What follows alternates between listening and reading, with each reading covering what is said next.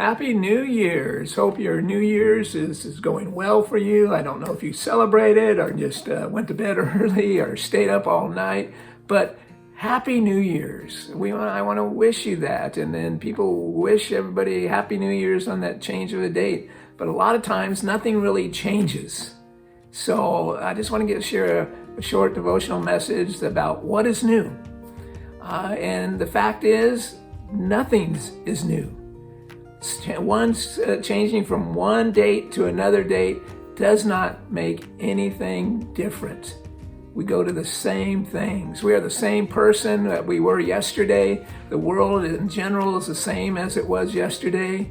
Tomorrow, most of us will go back to the same job or being unemployed or retired.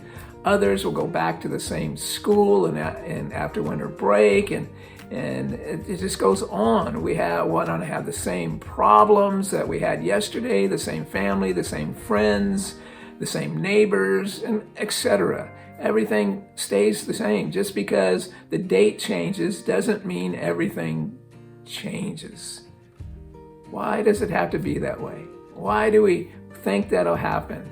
Well, let's look at it a different way. We don't have to do it the same way. Let's see New Year's as an opportunity, not like the past ones when we made powerless New Year's resolutions, but instead we make choices that are empowered by the words of Jesus and faith.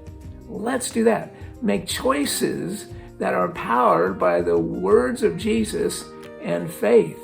So this New Year's, let's make it an opportunity for change, an opportunity for newness. So let's look at a new year as an opportunity to recalibrate or to reset how we see and do things. Let's start that way. Let's look, okay, I'm not going to make these proclamations, but instead I'm going to look at a way to recalibrate or to reset what I'm doing. And that it involves to reevaluate by using a different way of evaluation. Let's start by taking an inventory of our lives. That's the first place. Let's start and take an inventory of our lives. Take some time these next couple weeks to review how we have been doing things. Also, let us look at what we brought into this year. Was it joy, peace, contentment? How have we been a good neighbor or a good husband and wife, father, mother, a good employee? And ask how our faith has been through this year in regards to those things. How's our faith been in our family? How's our faith been on the job? How's our faith been?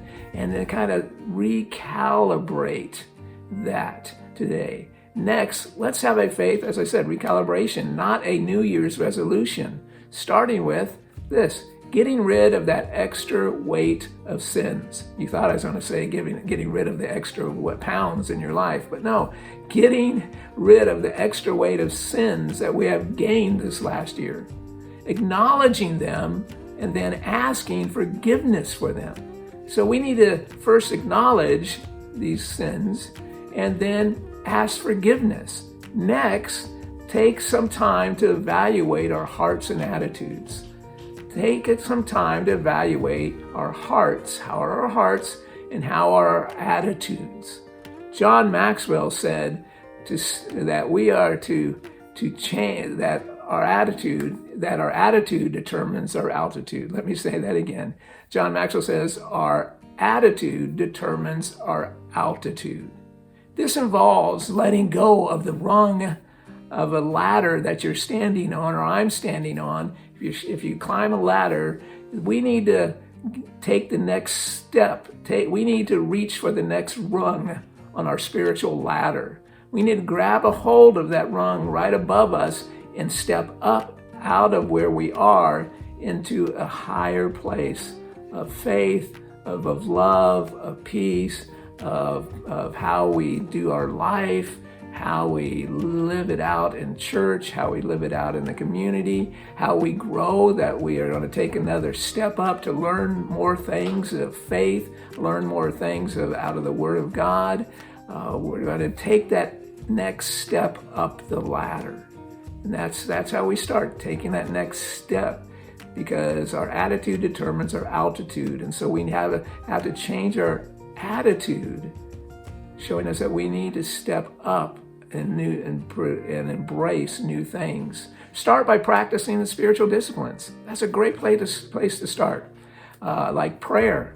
So, if your prayer has been anemic, or you've just been hit and miss, or maybe you're doing great, but let's just start with, the spiritual discipline of prayer, and then the spiritual discipline of reading the Bible regularly, that we read the Bible regularly and just take some time to sit in it, not just to rotely go through it as, I checked that off today, but let's sit in it for a while. Practice the spiritual disciplines every day. Practice them every day.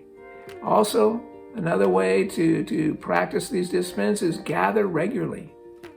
Just gather regularly in home groups, in fellowship groups, and with neighbors, and being in service and doing those things. Serve regularly is another discipline, that we serve regularly in our neighborhoods, with others, in the church, collectively.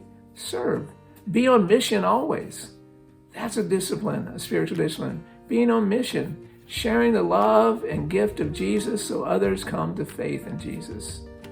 So let me ask you, what is the next rung that Jesus is calling you to? Think about that as I just kind of come to the conclusion of this.